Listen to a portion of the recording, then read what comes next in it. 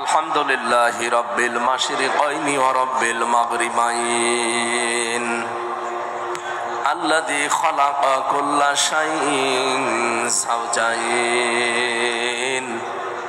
ওয়া আওজাবা আলাইনাল ইহসানা বিল ওয়ালিদাইন ওয়া নাশহাদু আল্লা ইলাহা ইল্লাল্লাহু ওয়াহদাহু লা শারীকা লাহু وأشهد أن محمدًا عبده ورسوله سيد الكونين صلى الله عليه وعلى آله وصحبه وأتباعه أجمعين ليلا ونهارا في الطرفين فقد قال الله تعالى في كلامه المجيد وبرهانه التوحيد জবান খুলে পড়েন আউযু বিল্লাহি মিনাশ শাইতানির রাজিম বিসমিল্লাহির রহমানির রহিম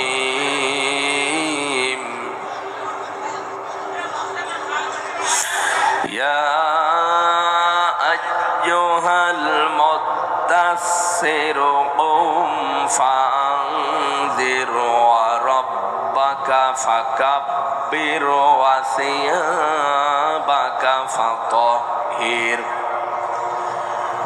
والرجز فاهجر ولا تمنن تستكثر ولربك فاصبر صدقت يا ربنا اللهم صل على سيدنا مولانا محمد وعلى آل سيدنا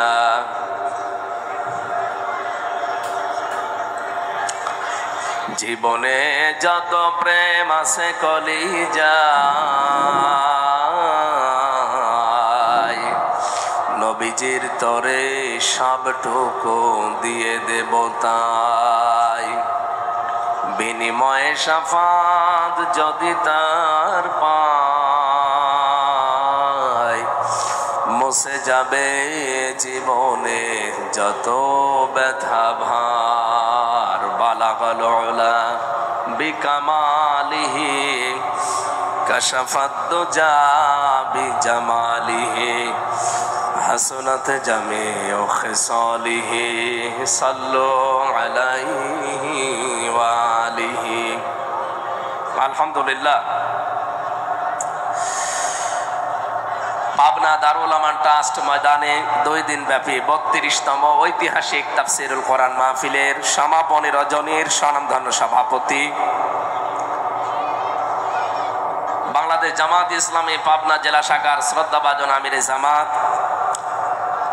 জেলা আমির শ্রদ্ধাভাজন জেলা আমির অধ্যাপক আবু তালেব মন্ডল দামাত বারকাতুহুমুল আলিয়া বলেন আমিন। এ মাহফিলে উপস্থিত আছেন ইসলামিক চিন্তাবিদ রাজনীতিবিদ জনাব মাওলানা আব্দুর রহিম দামাত বারকাতুহুমুল আলিয়া। মঞ্চে বসা আছেন অত্র প্রতিষ্ঠানের শ্রদ্ধাভাজন অধ্যক্ষ ইসলামিক চিন্তাবিদ শিক্ষাবিদ মাওলানা অধ্যাপক ইকবাল হোসাইন দামাত বারকাতুহুমুল আলিয়া। এতক্ষণ যিনি কথা বললেন কোরআনে কারিম থেকে আপনাদের এই পাবনার সন্তান ইসলামিক চিন্তাবিদ রাজনীতিবিদ জনাব মাওলানা জহরুল ইসলাম খান দামাত বারকাতুহুমুল আলিয়া। মঞ্চে বসা আছেন মাওলানা আব্দুল গফফার খান জনাব মাওলানা আব্দুর রউফ সাহেব সহ নাম না জানা অন্যান্য ওলামা ইকরাম। গতকাল এখানে যারা এখানে কোরআনে কারিম থেকে আলোচনা রেখেছিলেন শ্রদ্ধাভাজন বড় ভাই জনাব মাওলানা আব্দুল্লাহ আলামিন বগুড়া, জনাব মাওলানা মুস্তফা মাহবুব আলম সাতক্ষীরা, আরফানা লাকা যিকরাক, তাদের সম্মান মর্যাদা যেন আল্লাহ আরো বাড়িয়ে দেন, বলেন আমিন।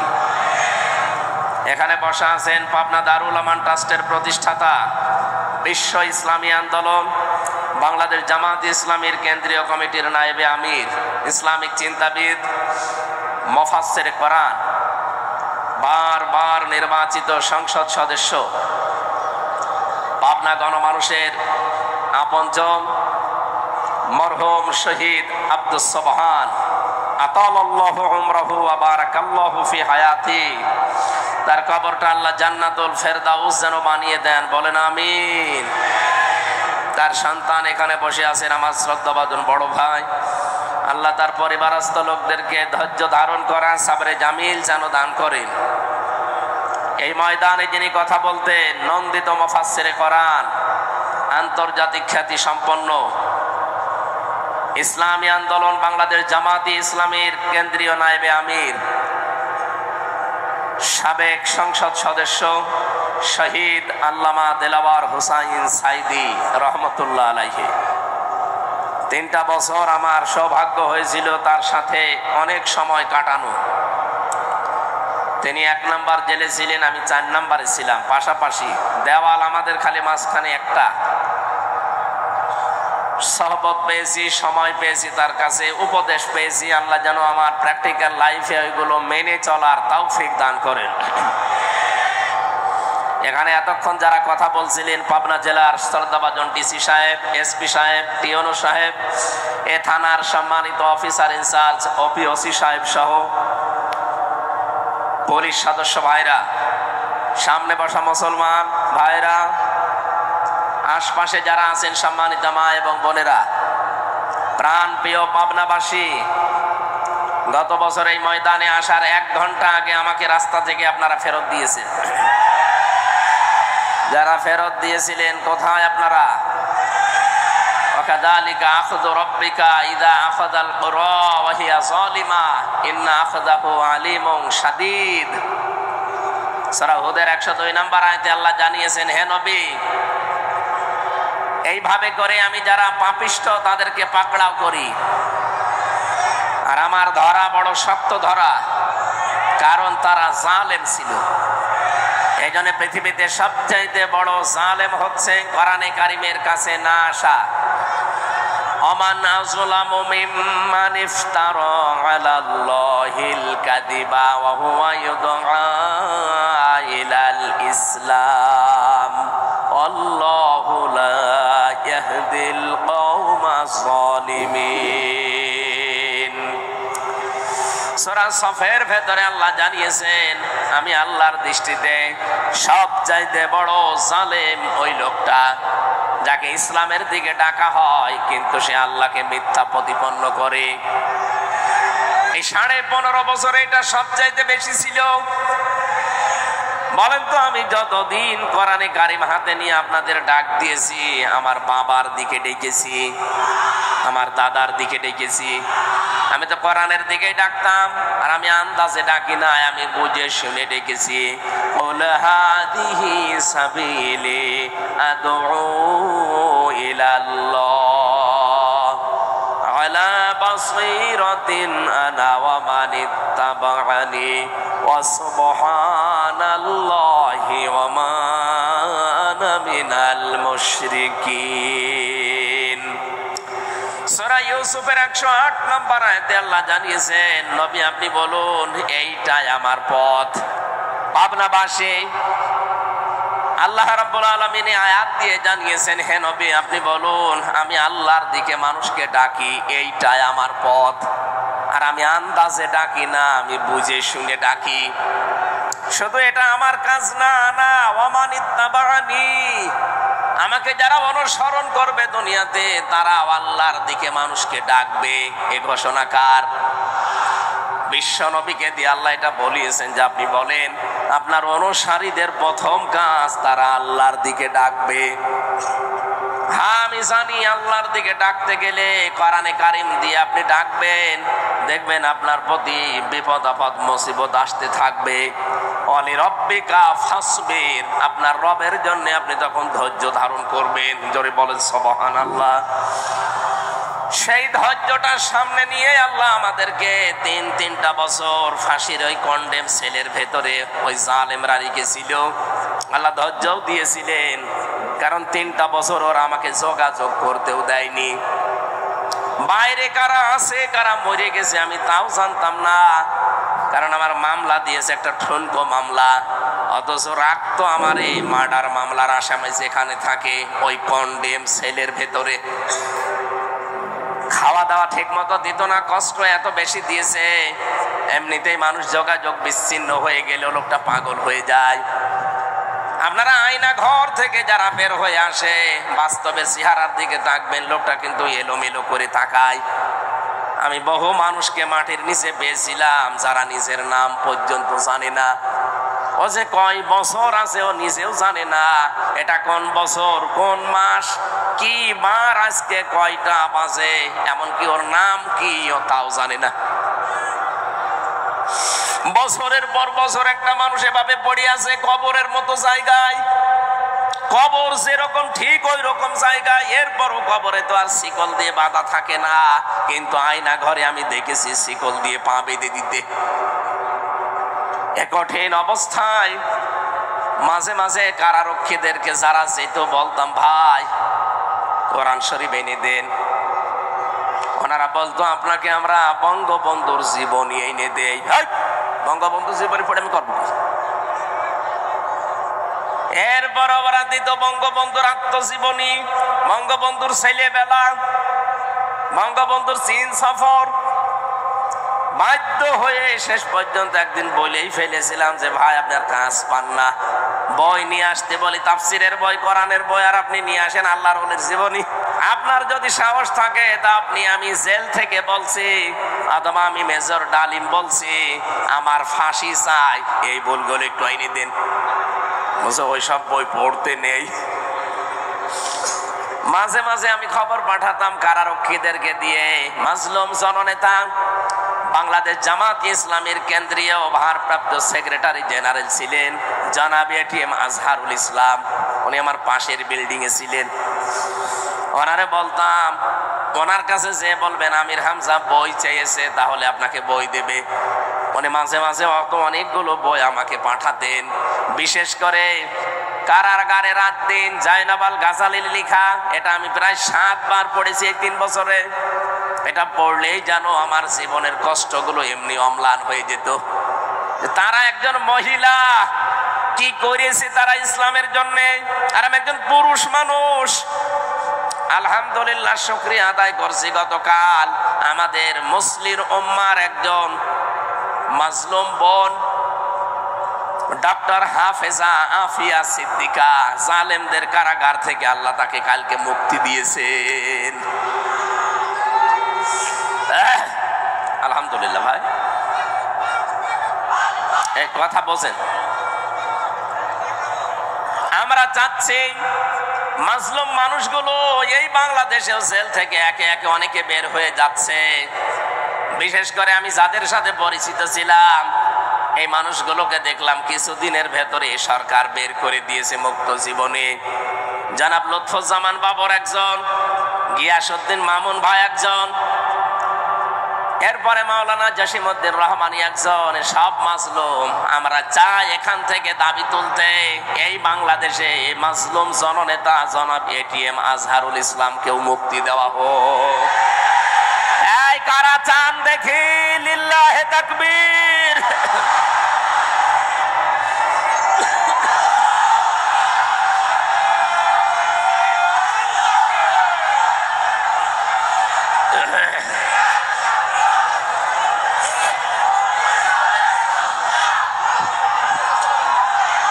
আলহামদুলিল্লাহ।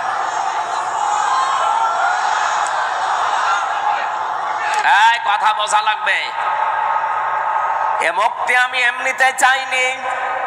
কোরআনে কারিমের সূরা ফাতাহ 18 নম্বর আয়াতের তাফসীর আমি আজকেও পড়ছিলাম। সূরা ফাতাহ 18 নম্বর আয়াতের ব্যাখ্যা পড়ে আমি এটিএম আজহারুল ইসলামের সাথে মিলিয়েছি, দেখলাম খাপের খাপ মিলে যাচ্ছে। 1500 বছর আগে হুদায়বিয়ার যে সন্ধির কথা আমরা শুনি, বিশ্ব নবী 1400 সাহাবী নিয়ে এসেছিলেন হজ করার জন্যে। কাফেররা হুদায়বিয়া নামক জায়গায় তাকে বাধা দিল। হযরত ওসমানকে নবীজি বললেন, যাও সমঝোতা করে এসো। হযরত ওসমান বিন আফফান রাদিয়াল্লাহু তাআলা আনহু গিয়েছে। তারা ওসমানকে আটক করার পরে ঘোষণা দিয়েছে, কুতিলা ওসমান ইবনে আফফান রাদিয়াল্লাহু তাআলা আনহু। ওসমান ইবনে আফফানকে হত্যা করা হয়েছে, মেরে ফেলা হয়েছে। নবীজি কথাটা শুনলেন, সঙ্গে সঙ্গে সাহাবীদেরকে ডাক দিয়ে বললেন, তাবুর সামনে হাজির হয়ে যাও। এহরামের যে কাপড় পরা আছে খুলে ফেলো, সাধারণ কাপড় পরিধান করো। অনেকে রোজা রেখেছে, রোজা সব ভেঙে ফেলো। এখন আবার নতুন করে শরীরে শক্তি সঞ্চয় করো। এই যে বাবলা গাছের নিচে আমি হাতটা ফেলে দিলাম, আমার হাতের উপরে তোমরা হাত নিয়ে শপথ বাক্য পাঠ করো। রব্বুল আলামিন বলেন, লাকাদ রাদিয়াল্লাহু আনিল মুমিনিনা ইয ইউবাইউনাকা তাহতাশ শাজারাতি ফাআলিমা মা ফি কুলুবিহিম ফানজালাস সাকিনাতা আলাইহিম ওয়া আসাবাহুম ফাতহান করিবা। আয়াতে তিনটা সুসংবাদ আছে। সামনে যেটা আমাদের আসতেছে, আমি দেখতে পাচ্ছি কোরআনের আয়াতের দিকে তাকিয়ে। আল্লাহ আয়াত শুরুই করলেন লাকাদ দিয়ে। আল্লাহ পাক বলেন, অবশ্যই আমি আল্লাহ রাদিয়াল্লাহ, আমি রাজি হয়ে গেছি। আমি রাজি হব না, হয়ে গেছি। অবশ্যই আমি আল্লাহ রাজি হয়ে গেছি। আনিল মুমিনিনা, এই মুমিনদের উপরে, তাহতাশ শাজারাতি, এই গাছের নিচে, ইয ইউবাইউনাকা, যারা আপনার হাতের উপরে হাত দিয়ে বায়াত নিচ্ছে, শপথ পাঠ করছে, এই সবার উপরে আমি আল্লাহ রাজি হয়ে গেছি। তাফসিরে ফি জিলালিল কোরআন সাইয়্যিদ কুতুব রাহমাতুল্লাহ আলাইহি লিখেছেন, সঙ্গে সঙ্গে নবী নিজের বাম হাতটা সবার উপরে তুলে ধরলেন। সাহাবী জিজ্ঞাসা করলেন, হে নবী, আপনি বাম হাত তুলে ধরলেন কেন? নবীজি বলেন, আজকে যে 1399 জন এখানে আছো, আর একজন তো নেই, ওনাকে মেরে ফেলা, হত্যা করার কথা জানিয়েছে। সুতরাং আজকের এই শপথ বাক্যে, এই অনুষ্ঠানে যত মানুষ আমরা আছি, সবার উপরে আমার আল্লাহ সন্তুষ্ট হয়ে গেছে। আমরা সবাই এখানে এসেছি, সবাই আল্লাহর সন্তুষ্টি পেয়ে গেলাম। কিন্তু ওসমান এখানে নেই, ওসমানের উপরেও তো আল্লাহ রাজি হওয়া লাগবে। এজন্য এই হাতটা আমি তুলে ধরলাম, এটা ওসমানের হাত। তার মানে আজকের এই ময়দানে যে 1400 মানুষ আছে, একজনের উপরও আল্লাহর নারাজ নেই। প্রত্যেকের উপরে আল্লাহ খুশি হয়ে গেছে, সন্তুষ্ট হয়ে গেছে। কারণ মাত্র একটা, ওরা নিরপরাধ, একটা বিনা দোষে একটা মানুষকে ওরা হত্যা করার ঘোষণা শুধু দিয়েছিল, মেরে কিন্তু ফেলেনি, মিথ্যা ছড়িয়েছে। আল্লাহর নবী একজন মানুষকে বিনা কারণে, বিনা অপরাধে মেরে ফেলবেন, এইটা তিনি মেনে নিতে পারেননি। শুধু মেনে নিতে পারেননি তা না, নিজের সাথে 1399 জন যারা ছিল সবাইকে জীবন দেওয়ার জন্য তিনি বাক্য পাঠ করাচ্ছেন, শপথ। আজ বাংলাদেশে কত মানুষ বিনা অপরাধে, বিনা কারণে বিদায় হয়ে যায় জালেমদের চক্রান্তে। কথা বলেন না কেন? শহীদ মাওলানা আব্দুস সোবহান তার ভেতরে একজন। আপনি আন্দাজে যে দোষী দেন না কেন, শয়তানও বিশ্বাস করে না। শহীদ আল্লামা দেলাওয়ার হোসাইন সাইদি, শহীদ মাওলানা মতিয়ার রহমান নিজামী রহমতুল্লাহ আলাইহি, যতগুলো শহীদ হয়েছে আপনি তাদের পেছনের জীবন খোঁজ খবর নিয়ে দেখবেন, যে দোষে তারা দোষ দিয়েছে, একটা দোষও তাদের জীবনে ছিল না। আপনার দোষ নেই, আপনি যে গণহত্যার সাথে জড়িত, আপনার দোষ নেই।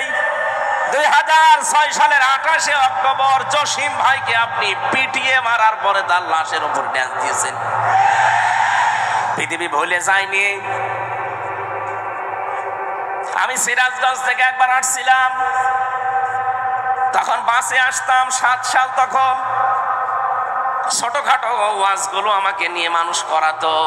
তখন আর গাড়ি নিয়ে যাওয়া দূরের কথা, বাসে গেলেও টাকা দিত না। 300 টাকা দিয়েছে কুষ্টিয়া থেকে সেই সিরাজগঞ্জেও যাওয়া আসা ভাড়াই লেগে যায় 220 টাকা। ওই সময় বাসে এসে শেষ করে এক ড্রাইভারের পেছনে বসে আছি, দেখলাম গাড়ি চলতে চলতে হঠাৎ বাম দিয়ে চালিয়ে দিল। ড্রাইভারকে বললাম, আপনি এমন করলেন? যে হুজুর দেখেন না একটা মরা কুকুর পড়ে আছে, আমি ডবল করে ওর গার উপরে চাকা চালিয়ে দেব, আমার বিবেক নেই।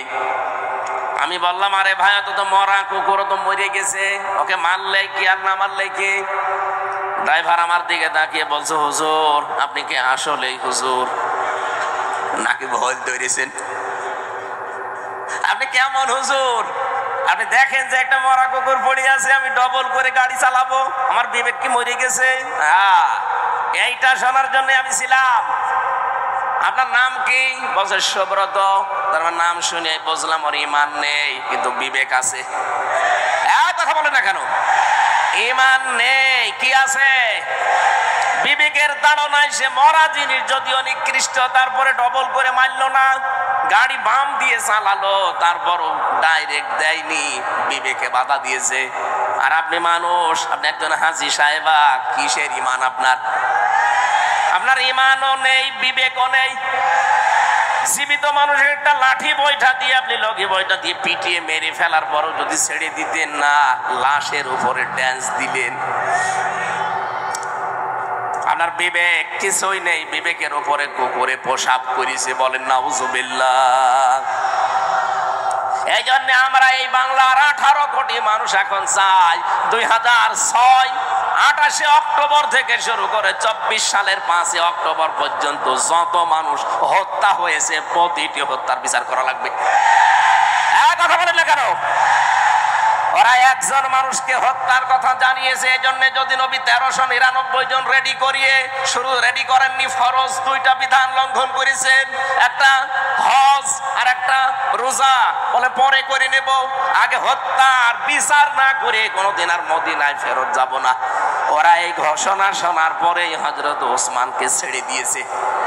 আমার তো মনে হচ্ছে আজকের এই বিশ্বে 210 কোটি মুসলমান আমরা, তামাম দুনিয়ায় কত 57টা মুসলিম রাষ্ট্র। এতগুলো মুসলিম রাষ্ট্র থেকে যদি একবারে এই মাজলুম লোকটার পক্ষে আমরা আওয়াজ তুলতে পারি যে না, বিনা অপরাধে কাউকে আমরা মেরে ফেলতে দেব না, আর কতদিন রাখবেন আপনি এভাবে কষ্ট দিয়ে? আমার মনে হয় আমরা যদি শপথ বাক্য পাঠ করতে পারি, ওই 1399 জনের উপরে আল্লাহ যেমন রাজি হয়ে গিয়েছিলেন, আমাদের উপরও আল্লাহ রাজি হয়ে যাবেন। কিন্তু পরে 3টা কথা আছে,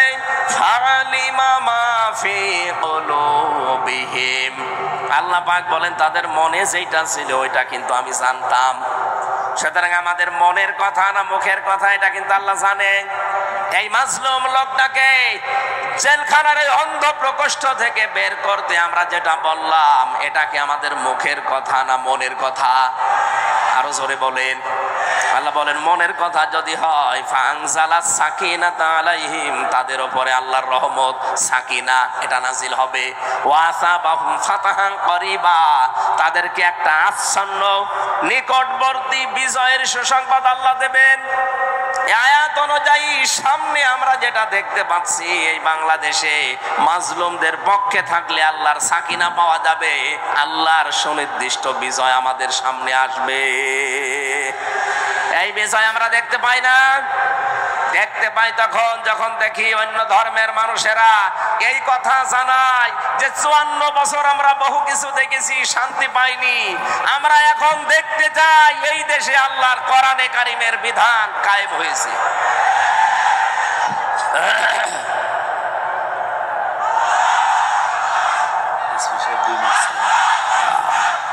আমার ভাইরা, সুতরাং সত্যের পক্ষে, ন্যায়ের পক্ষে, ইনসাফের পক্ষে আমাদের দাঁড়ানো লাগবে। আজকের এই আহ্বান এই আয়াত থেকে সুনিশ্চিত এবং নিকটবর্তী বিজয়ের সুসংবাদ আল্লাহর পক্ষ থেকে পাওয়া যাবে, যেটা আল্লাহ আমাদেরকে সামনে দেখিয়ে দিচ্ছেন। সকলে বলেন আমিন। দরুদ আর সালাম পাঠের মাধ্যমে আজকের তেলাওয়াত কিন্তু আয়াত থেকে আমরা আরম্ভ করছি। আমি কোরআনে কারিমের সূরা মুদ্দাসসির 7টা আয়াত পড়েছি। এত আয়াত আমি তাফসীর মাহফিলে পড়ি না, আজকে একটু বেশি হয়ে গেছে।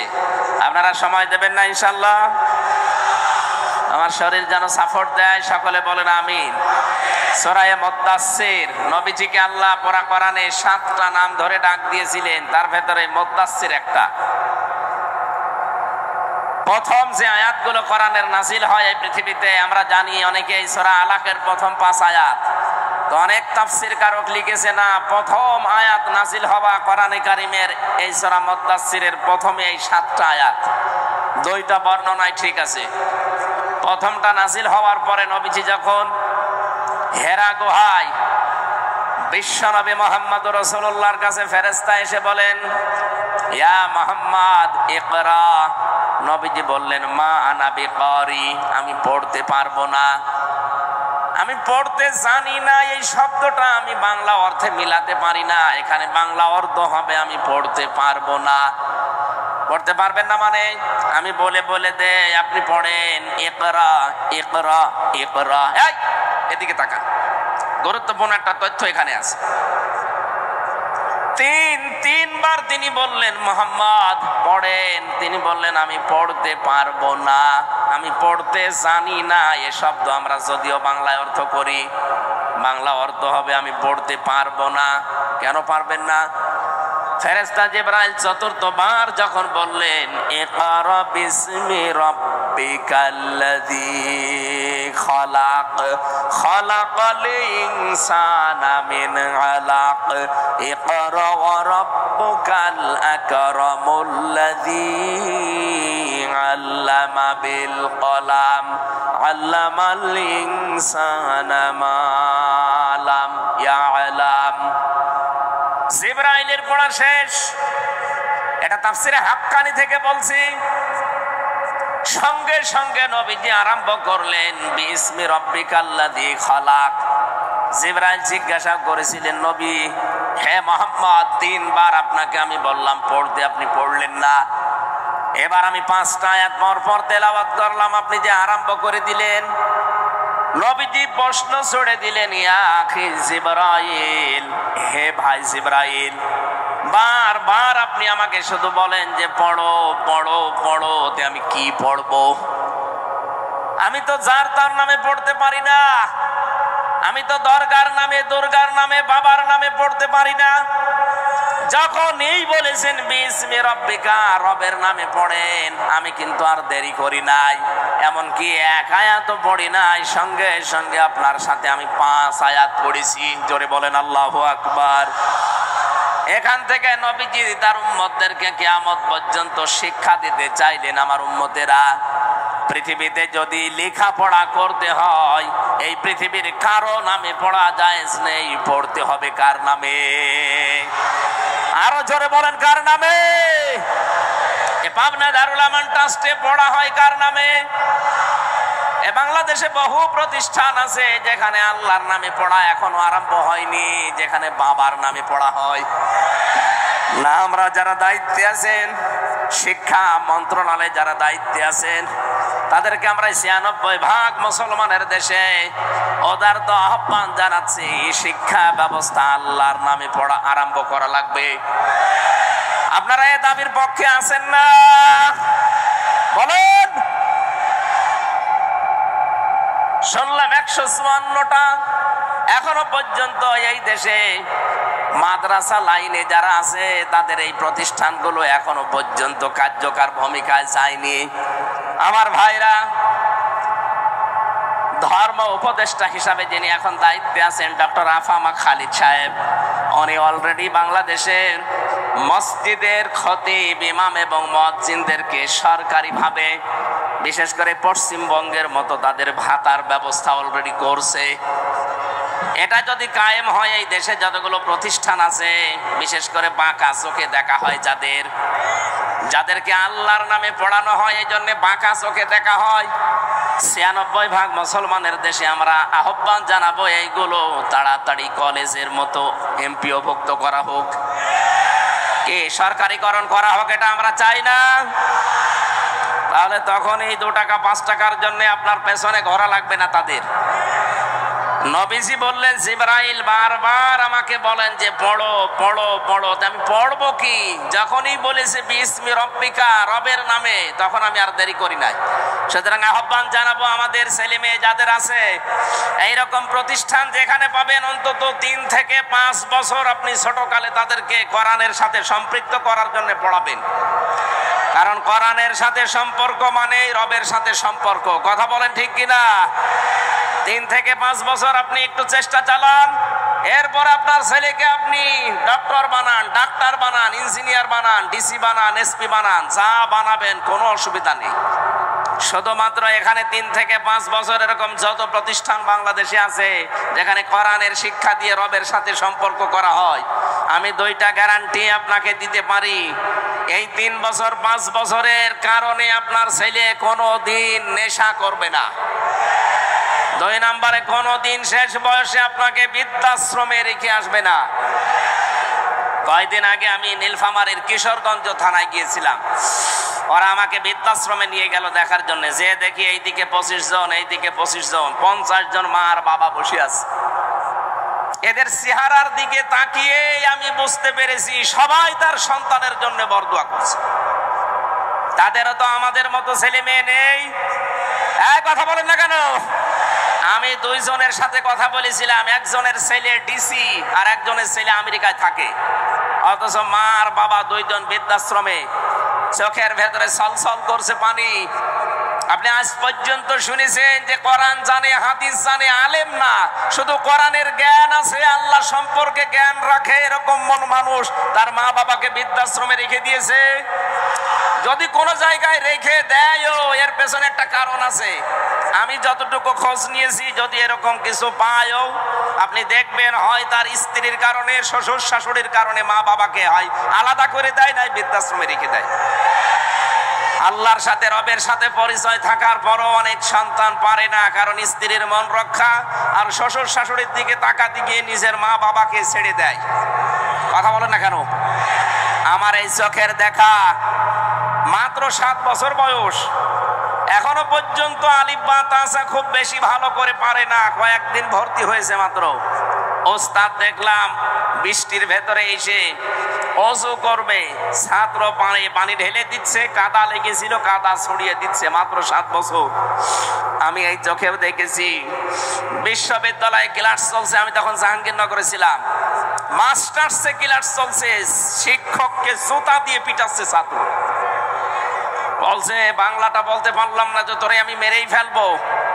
শিক্ষক বলছে বাবা তুই আমারে ছেড়ে দে, আমি জীবনে আর ক্লাসে আসবো না। বলে না, তোরে আমি বলেছিলাম যে ওই সিটটা দিতে দিলি না, তোরে আমি মেরেই ফেলবো। ওইটাও ছাত্র, এটাও ছাত্র।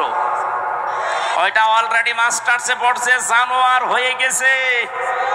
আর এটা এখনো আলিফ বা শেষ হয়নি, এটা মানুষের মতো মানুষ হচ্ছে। কথা বলেন না কেন? এই জন্য আহ্বান জানাচ্ছি, রবের নামে পড়া আরম্ভ করা লাগবে। রবের সাথে আমাদের পড়ার পরিচয় নেই, এই জন্য আমরা অনেক জায়গায় যাওয়ার পরেও দেখি না কাঙ্ক্ষিত মানের মানুষ আমরা হতে পারছি না। এই জন্য ইন্নাল্লাযীনা আমানু ওয়া আমিলুস সলিহাত, সারা জীবনে আয়াতের ব্যাখ্যা শুনিয়েছে যারা ঈমান আনে আর নেক আমল করে না। সালেহ শব্দের শাব্দিক অর্থ শুধু নেক নয়, শুধু সৎ নয়। সালেহ মানে যোগ্য। সালেহ মানে কি? আমরা যারা বলি আল্লাহর আইন চাই, সৎ লোকের শাসন চাই, সৎ হওয়া লাগবে এবং লোকটাকে যোগ্য হওয়া লাগবে। বহু মানুষ আমরা সৎ দেখেছি এই দেশে, দেখতে তো ভালোই লাগতো, মনে হতো যে আসমান থেকে পালিয়ে এসেছে দরবেশ, কিন্তু এত বড় অসৎ মানুষ বাংলাদেশে আর নেই। কথা বলেন না কেন? আমি নিজে দেখেছি, আমার মাথায় যখন দড়ি দিয়ে কোর্টের বারান্দা নিয়ে দিয়ে যাচ্ছিল, এই দরবেশ বাবা আমার সামনে ছিল। উনি ম্যাজিস্ট্রেটের কক্ষে প্রবেশ করলো, করে কি যেন বলে আসলো। আসার পরে আমারে দেখে উনি হাসি দিল। হাসি দেওয়ার পরে এটাই জানিয়ে চোখ টিপ দিয়ে এইটাই জানাতে চেয়েছে যে দেখেন কেমন লাগে। আজ যখন দরবেশকে এই দাড়ি কাটা অবস্থায় নিয়ে যায়, আমারও মাঝে মাঝে মনে হয় ওনার ওই কথাটা, দেখ কেমন লাগে। যদিও এটা আমি মন থেকে বলি না, বিপদে পড়লে আসলে উপহাস করা ঠিক না, কিন্তু ওনারা যা করেছে আল্লাহ মনে হচ্ছে উল্টিয়ে ওইটা ওনাদের উপরে ফেলেছে। গতকালকে আমি রাতের বেলা ছিলাম চাঁদপুরের ফরিদগঞ্জ। ওই জায়গায় যেই মহিলা এতদিন পর্যন্ত আওয়াজ দিত যে ফিটনেস বিহীন বিএনপি, লাইসেন্স বিহীন জামাত, আল্লাহ ওনারে পুরা কথাটা উল্টিয়ে ওনার শরীরের উপরে আজ লাগিয়েছে। ওনার শরীরের কোনো ফিটনেস নেই, আর ওনার লাইসেন্স তো শেষ। কথা বলছে না কেন? আমি তো আর রাজনৈতিক নেতা না যে রাজনৈতিক কথা বলবো, ইঙ্গিত দিলাম। দুনিয়াতে যে যা করছেন ওইটা কিন্তু আল্লাহ উল্টিয়ে আপনার উপরে ফেলে দেবে। এই জন্য এমন কিছু করবেন না। সালেহ মানে কি বলছিলাম যেন? যজ্ঞ। জোরে বলেন কি? এই জন্য এই যজ্ঞ করে করে তুলতে হলে এই দেশে যারা কাজ করছে মানব জাতির পেছনে, আপনি তাদের কাছে থাকবেন। কারা কাজ করছে আপনার বিবেক আছে, আপনি দেখে নিন। যারা ছোটবেলা থেকে গড়ে তুলতে চায় আপনার সন্তানকে, আপনার ছেলেকে, আপনার মেয়েকে, আমি যেহেতু এখনো পর্যন্ত এরকম বয়সে আছি, এজন্য আমার এই চোখে আমি যা দেখতে পাচ্ছি তাই আপনাকে শোনাচ্ছি। যারা মানুষকে সৎ এবং যোগ্য করে গড়ে তুলতে চায়, আপনার ইমানি দায়িত্ব হবে এখন আপনার ছেলে মেয়েকে ঠিক তাদের কাছে নিজে হাত ধরে দিয়ে আসা। নয়তো শেষ বয়সে আপনাকে বৃদ্ধাশ্রমে থাকা লাগবে, অথবা আপনার ছেলেকে দেখবেন বিভিন্ন নেশা ভান করে আপনার সামনে এসে উল্টাপাল্টা গালিগালাজ করছে। আল্লাহ আমাদেরকে হেফাজত করুন। আমরা সূরা মুদ্দাসসির থেকে যেহেতু তাফসীরুল কোরআন মাহফিল লিখা, আমরা এখান থেকে আয়াত থেকে পড়া আরম্ভ করব। আমাদের মেহমানরা ব্যস্ত, ওনারা আরো অনুষ্ঠানে যাবেন। সালাম দেওয়ার পরে আমরা আরম্ভ করছি ইনশাআল্লাহ। আমার ভাইরা, বিশ্বনবী বাড়িতে আসলেন, খাদিজাতুল কুবরাকে বললেন আমাকে ঢেকে দাও। হযরতে খাদিজা ওই দিন তাকে সেই কয়টা কথা বলেছিলেন গুরুত্বপূর্ণ ছিল। প্রথম, ইন্নাকা লা তাসিলুর রাহিমা ওয়া তাহমিলুল কাল্লা ওয়া তাকসিবুল মা'দুমা। হে আমার স্বামী, হে কাসেমের পিতা, আপনি ভয় পাবেন না। কোন জ্যেষ্ঠ জিন পরি এগুলো আপনাকে ভয় দেখাতে পারে না, কারণ এই পৃথিবীতে আপনি মানুষের সম্পর্ক রক্ষা করে চলেন। পাবনাবাসী হযরতে খাদিজাতুল কুবরার এই কথা থেকে প্রতীয়মান হয় যে মানুষ আমরা দুনিয়াতে মানুষের সম্পর্ক ঠিক রাখতে পারি, বিশেষ করে আত্মীয়তার সম্পর্ক, রক্তের সম্পর্ক, দলীয় সম্পর্ক, জনগণের সম্পর্ক, এগুলো যারা এই পৃথিবীতে আমরা ঠিক রাখতে পারি, তাদের ভেতর থেকে যত রকমের ভয় আছে আমার আল্লাহ নিজের পক্ষ থেকে দূর করে দেন। বলেন সুবহানাল্লাহ। এই কথাটা জানাতে এই রজব মাসে বিশ্ব নবীকে এখান থেকে লক্ষ লক্ষ মাইল দূরের পথ, 27টা বছর তাকে আল্লাহ নিজের কাছে রেখে মাত্র 14টা জিনিস যে তাকে শিখিয়েছিলেন, তার প্রথম নাম্বারে এই সম্পর্কটা রব্বুল আলামিন তাকে জানিয়ে দিলেন, রাব্বুকা আল্লা তা'বুদু ইল্লা ইয়্যাহু ওয়া বিল ওয়ালিদাইনি ইহসানা। খুব ভালো করে শুনবেন। 53টা বছর, 40 বছরে তিনি নবুয়ত পাওয়ার পরে 13টা বছর জুলুম, অত্যাচার, নির্যাতনের স্টিম রোলার তার উপরে চলছে। তিনি 3 বছর শিয়াবে আবি তালিবের 3টা বছর তিনি জেলখানায়ও ছিলেন। এই কঠিন পরিস্থিতির পরে আমার আল্লাহ তাকে সুসংবাদ দিলেন, হে নবী, আপনাকে আমি সামনে একটা কল্যাণময় রাষ্ট্র পরিচালনার দায়িত্ব দেব। এই জন্য যেদিন হিজরত করার সময় তাকে আল্লাহ নিজে শিখিয়ে দিয়েছিলেন, মিল্লাদুনকা সুলতানান নাসীরা। হে নবী, আপনি এই কঠিন মুহূর্ত পার করবেন। আজকে চারিদিকে 24 জন কাফের আপনাকে ঘিরে রেখেছে। আপনার বাড়ি এখান থেকে পথও সেরকম না, বিশাল কঙ্কটা কাঁটাযুক্ত এরকম কঠিন একটা পথ আপনাকে পাড়ি দেওয়া লাগবে, প্রায় 600 কিলোমিটারের মতো, 450 মাইল। এই বিশাল পথ পাড়ি দিয়ে যেখানে যাবেন ওই জায়গায় আপনার সব লোক আপনার পক্ষে না। এই বিশাল কাজ কারবার গুলো করার পর একটা রাষ্ট্র আপনাকে আমি আল্লাহ উপহার দেব। এই জন্য দোয়াটা আপনি আমার কাছে করেন। আর যারা কথা বললেই বলেন মাওলানা মানুষ, হুজুর মানুষ, পীর সাহেব মানুষ, এরা ময়দানে আসবে কেন? এরা পরিবার সমাজ রাষ্ট্র নিয়ে এরা কথা বলবে কেন? কথা বলতে গেলে এদেরকে আপনি ধর্ম ব্যবসায়ী বানিয়ে দেন, এদের নামে আপনি এই ট্যাগটা দিয়ে দেন। ভালো করে শোনেন, আল্লাহ নিজে নবীকে শিখিয়েছেন যে আমার কাছে দোয়া করেন যে একটা কল্যাণকর রাষ্ট্র ক্ষমতা আমাকে দাও যার ভেতরে তোমার সাহায্য থাকে। এজন্য মানুষকে বানানোর যে তিনটা উদ্দেশ্য আমরা পড়া কোরআনে পেয়েছি, তার প্রথম উদ্দেশ্য আল্লাহ জানিয়েছেন, এদিকে তাকান, ইন্নী জাইলুম ফিল আরদি খলিফা। ফেরেশতাদেরকে আল্লাহ বলেছিলেন আমি পৃথিবীতে মানুষ পাঠাতে চাই। কি হিসাবে পাঠাবো? আমার খলিফা হিসাবে। খলিফা মানে প্রতিনিধি, খলিফা মানে জবান খোলেন, খলিফা মানে কি? আল্লাহর যেই কাজটা করার দরকার উনি না করে ওনার প্রতিনিধি পাঠিয়েছেন, সেইটাই আমরা। প্রতিনিধিকে আল্লাহ পাঠালেন কোথায়? জাইলুম ফিল আরদি, জমিনে। কোন জায়গায়? আরো জোরে বলেন। পাবনাবাসী জবান খুলে উত্তর দেবেন, আমরা কি আজ আল্লাহর খলিফা হিসাবে জমিনে আছি? না, জমিনটা জালেমরা ফাঁকা পেয়েছে, এই জন্য তো 180 মাইল বেগে চালাচ্ছিল। হঠাৎ আমরা যখন জমিনে খানকা থেকে, মাজার থেকে, বিভিন্ন মাদ্রাসা থেকে, মসজিদ থেকে, বিভিন্ন ঘর বাড়ি থেকে যখন জমিনের ভেতরে এসে দাঁড়িয়েছি, জালেমরা তখন অলরেডি পালিয়ে গেছে। জমিন এখন ফাঁকা। এই মুহূর্তে আল্লাহর খলিফাদের কাজ হবে তার খেলাফতে জমিনে কায়েম করা। তিনটা উদ্দেশ্যের কথা বলছিলাম, তার প্রথম এইটা। রব্বুল আলামিন বলেন, ফেরেশতারা আমাকে জিজ্ঞাসা করছিল, আল্লাহ তুমি কি এদেরকে তাসবিহ তাহলিল জিকির আজকারের জন্য বানাবে নাকি? আল্লাহ সাফ জবাব দিয়েছেন, না, তাসবিহ তাহলিল জিকির আজকারের জন্য আমি খলিফা দুনিয়ায় পাঠাবো না। আমি জমিনে খলিফা পাঠাতে চাই আমার আইন প্রতিষ্ঠা করার জন্য। বলেন মারহাবা। আল্লাহর যে উদ্দেশ্য, সেই উদ্দেশ্য যারা সফল করতে চায় তারাই আমার আল্লাহর আসল বান্দা। আপনি রহমানের বান্দার যে 13টা গুণ পাবেন সূরা ফুরকানের ভেতরে, তার ভেতরে এইটা আছে। রহমানের বান্দা তারা যারা এই জমিনে আল্লাহর বিধানকে, এই ফুরকানকে কায়েম করার জন্য যারা চেষ্টা চালায়। এই বাংলাদেশে যত মানুষ এখন আমরা বাস করছি, একটা খুশির সংবাদ বলছি, আগস্টের 5 তারিখের আগ পর্যন্ত এই দেশে মাত্র 100 জনের 15 জন মানুষ খেলাফতের এই দায়িত্বের ঘোষণা দিত।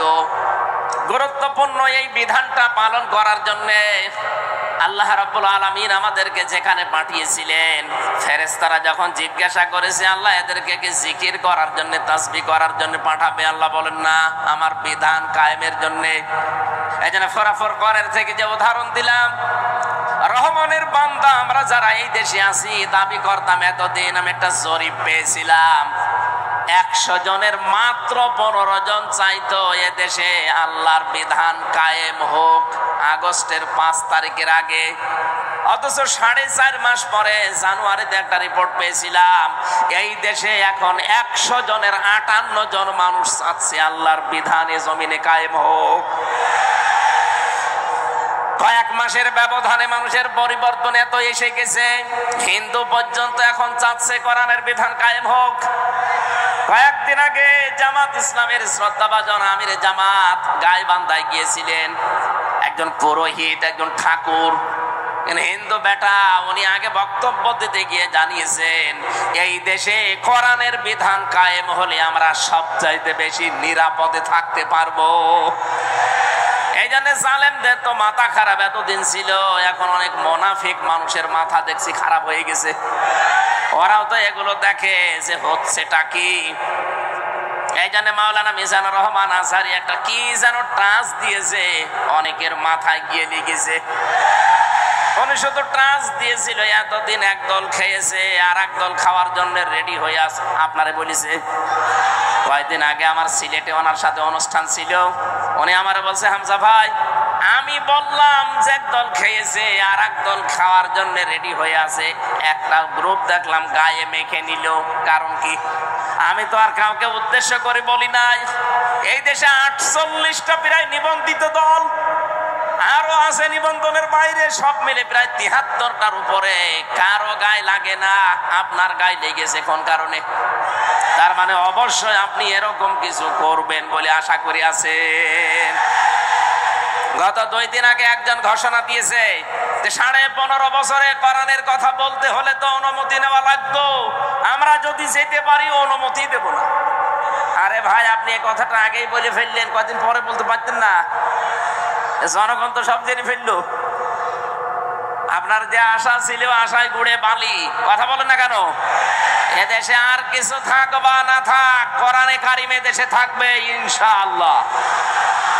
4.5 মাসে যদি 15 থেকে 58 হয়ে যায়, আর 4.5 মাস যেতে দেন, আমার তো চোখে দেখা এই দেশে 100 জনের 100 জন মানুষ বলবে আমরা কোরআন চাই। আমরা চাই না। কারা চান দেখি? লিল্লাহি তাকবীর।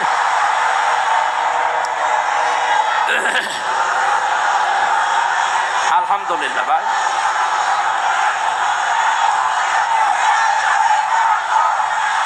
আমার ভাইরা, এই কথা বলছেন।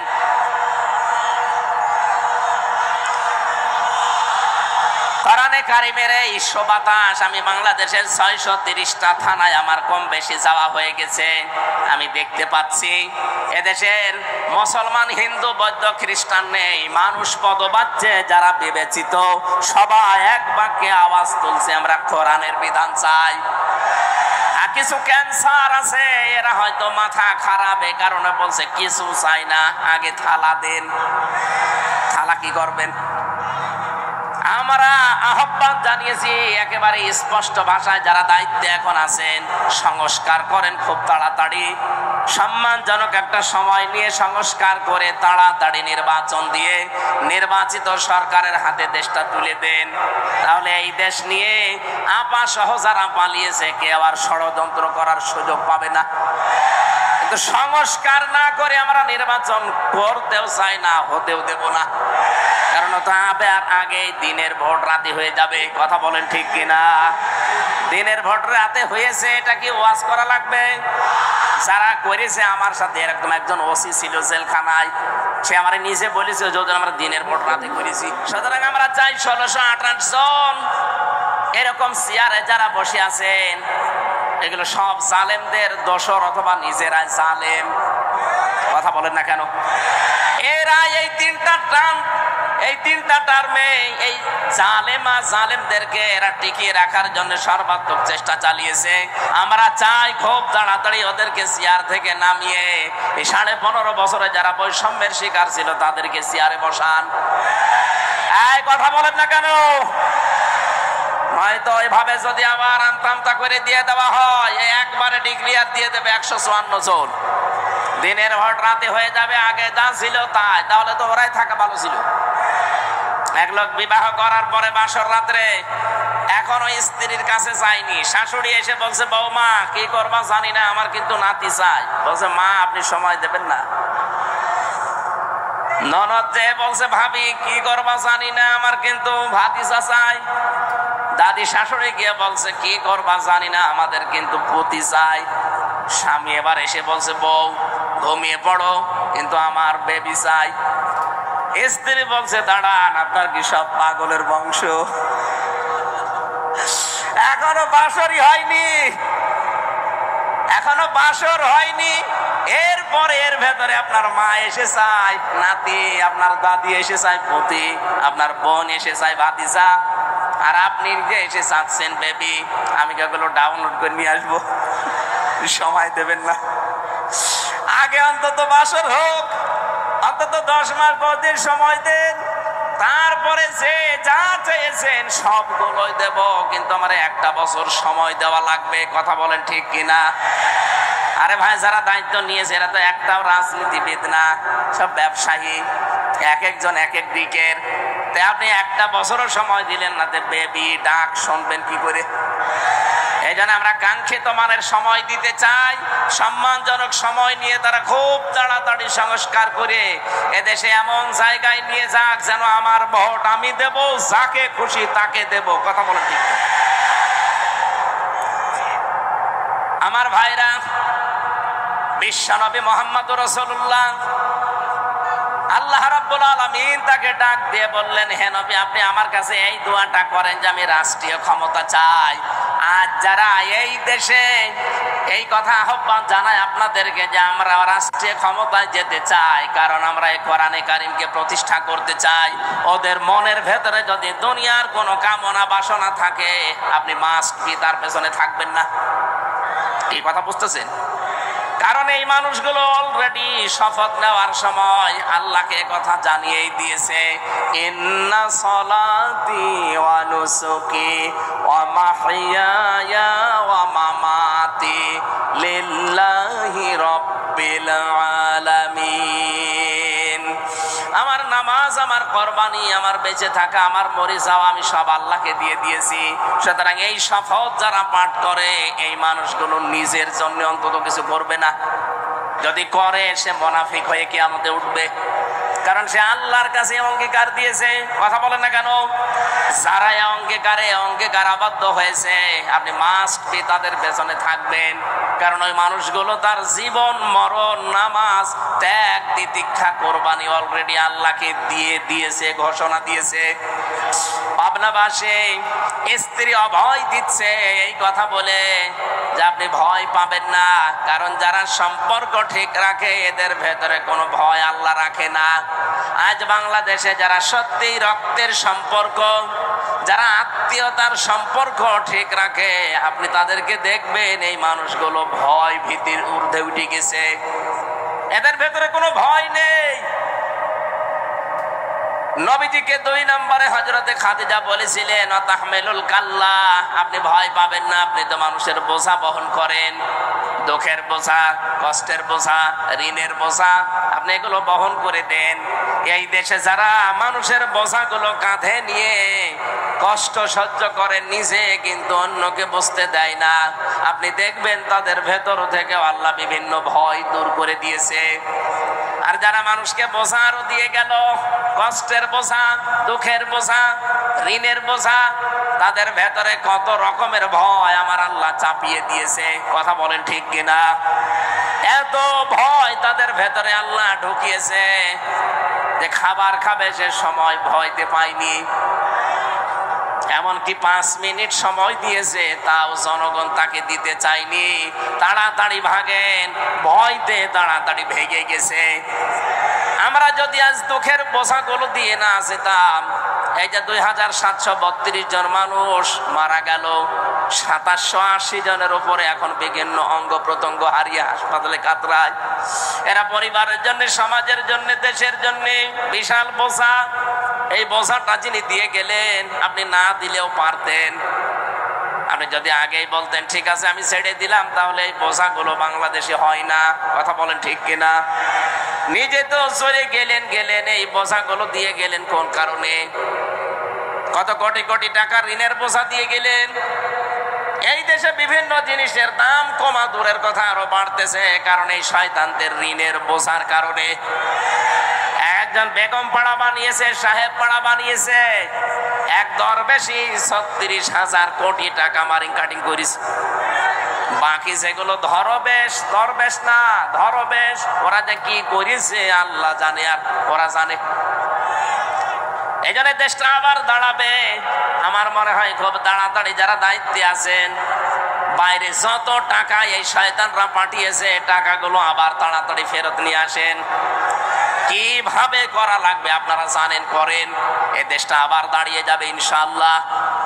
এই দেশে 18 কোটি মানুষকে আমরা শুধু মানুষ না, 18 কোটি জনসম্পদে পরিণত করতে চাই। কয়েকদিন আগে এক পাইলট আমারে বলছিল, ওই দিন আমি মৌলভীবাজার যাচ্ছিলাম, বিভিন্ন রকমের জিনিস যখন দেখতে দেখতে যাচ্ছিলাম হেলিকপ্টারে, উনি আমারে বলছে, হুজুর এই যে এই ফ্যাক্টরিগুলো, এগুলো যদি কায়েম করা হতো, এদেশে 36 লাখ যুবক এখন বেকার, এদের কর্মসংস্থান গুলো তৈরি হলে দেশটা তো দাঁড়িয়ে যেত। কিন্তু এই জালেমেরা টাকা পয়সা গুলো সব পাচার করে এই দেশটাকে ফোকলা বানিয়ে ফেলেছে। আরে ভাই, আপনি বাইরে পাচার করে কি করলেন? এখন তো ভোগও করতে পারেন না। আমি কয়েকদিন আগে মালয়েশিয়া গিয়েছিলাম, সাহেব পাড়া বানিয়েছে, শয়তানরা থাকতে পারে না, হোটেলে থাকে। যে হোটেলে উঠলাম দেখে 2 শয়তান বসে আছে। কি এখানে? বলছো হুজুর আমরা আগে পালিয়েছি। কেন? সাহেব পাড়ায় থাকবেন না? না, ওখানে থেকে মার খাবো। এ দেশেও বাংলার জনগণ আছে, ওই ঘর তালা লাগানো, যদি জানে যে এখানে আমি আছি পিটিয়ে আমার ভক্ত বানিয়ে ফেলবো। এমনিতে ভয়গুলো আল্লাহ ঢুকিয়ে দেয়নি, কারণ আপনি মানুষকে বোঝা দিয়ে গিয়েছেন এই দেশে। এই কথা বলেন না কেন? আমরা যেন আগামীতে এই দেশে কারো উপরে বোঝা দিয়ে না দেয়। অনেক মানুষ এখনই বোঝা দেওয়া আরম্ভ করে দিয়েছে। একজনের কাছে চাঁদা চাইলে তার উপরে এটা বোঝা না। আজকে একজন দিয়েছে, আগে দিতাম 500 টাকা, এখন ধরছে 700 টাকা। কিছু কিছু মানুষ এত চালাক, বলছে কি 12:30টার সময় আমি চাঁদা চাইলাম নারায়ণগঞ্জের বন্দরে, এ গোয়েন্দারা টের পেল কি করে? আরে ভাই 12:30, আমি রিমান্ডে থেকে ওদের মেশিং দেখেছি। এটা যেহেতু ওপেন বলা, তারপরও ঠিক না, আমি হাসতে করে বলছি মুখ সরিয়ে। আপনি 12:30টায় চাঁদা চাইতে চান মনে করছেন কেউ জানে না? কি মেশিং নিয়ে বসে আছেন জানেন? আপনি পায়খানার ভেতরে বসে কি করেন তা ওরা দেখতে পায়। গোয়েন্দারা নখদর্পণে রেখেছে দেশটা, শুধু দেখতে চাচ্ছে কে কি করে। আগস্টের 5 তারিখের পরে অনেকে যা আরম্ভ করেছেন, আপনি নিজের পায়ে নিজে কোড়াল মারছেন। ওরা কিন্তু দেখতেছে আসলে কে কেমন দেশটাকে ভালোবাসে, জনগণকে ভালোবাসে। ওদের বোঝা আমার মনে হয় প্রায় হয়ে গেছে। আপনারা যা করছেন একটা মাজলুম দলের উপরে, আর একটা মাজলুম দল, এই 17 দল বাদ দিয়ে 14 দল বাদ দিয়ে যা ছিল এই দেশে সব মাজলুম। সুতরাং এই মাজলুম দলটাকে ডোবানোর জন্য অনেকেই কিন্তু উঠে পড়ে লেগেছে। কেউ কেউ আলেমের বিরুদ্ধে লিখেছে, কেউ এই দলের বিরুদ্ধে লিখেছে। এই জন্য আপনাকে আমরা আহ্বান জানাই, যারা দায়িত্বে আছেন এই ক্যান্সার গুলোকে বাদ দিয়ে দেন। এই আয়াতের ভেতরে আমরা যেগুলো পড়েছিলাম, এখানে বাংলাদেশের কিছু মানুষের চরিত্রের মিল আছে। ওই জামানায় নবীজি কোরআন প্রচার আরম্ভ করলে ওয়ালিদ বিন মুগিরা নবীজিকে 5টা নাম দিয়েছিল তার সভাসদ বর্গের কাছে। কয়টা? বলেন বলেন। 1 নম্বরে নবীকে সেই লোকটা বলেছে জাদুকর, 2 নম্বরে বলেছে কবি, 3 নম্বরে বলেছে পাগল, 4 নম্বরে বলেছে গণক, 5 নম্বরে একেবারে সর্বনিকৃষ্ট বলেছে মোহাম্মদ মিথ্যাবাদী। বলেন নাউজুবিল্লাহ। রব্বুল আলামিন বলেন, না, তুমি যে 5টা নাম দিলে, তোর এই 5টা নামের জবাবে আমি আমার নবীকে আরো 5টা গুণ বাড়িয়ে দিলাম। ইয়া আইয়ুহান নাবিয়্যু ইন্না আরসালনাকা শাহিদাও ওয়া মুবাশশিরাও ওয়া নাযীরা ওয়া দা'iয়ান ইলাল্লাহি বিইযনিহি ওয়া সিরাজাম মুনীরা। সূরা আহজাব 44, 45, 46 নম্বর আয়াত। 45 নম্বর 46 নম্বর আয়াতে আল্লাহ নিজে জানিয়েছেন, ওরা গালি দেয় আপনাকে 5টা, আমি আল্লাহ আপনার গুণ আরো 5টা বৃদ্ধি করে দিলাম। হে নবী, আপনাকে আমি পাঠিয়েছি শাহিদা, সাক্ষীদাতা হিসাবে। আপনি সত্যের সাক্ষ্য তুলে ধরবেন।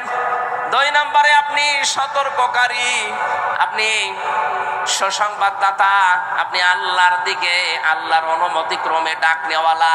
5 নম্বরে আপনি উজ্জ্বল প্রদীপ। এই 5টা নাম আল্লাহ ওয়ালিদ বিন মুগিরা এই নামগুলো দেওয়ার পরিপ্রেক্ষিতে আল্লাহ নিজে দিয়েছেন। বলেন সুবহানাল্লাহ।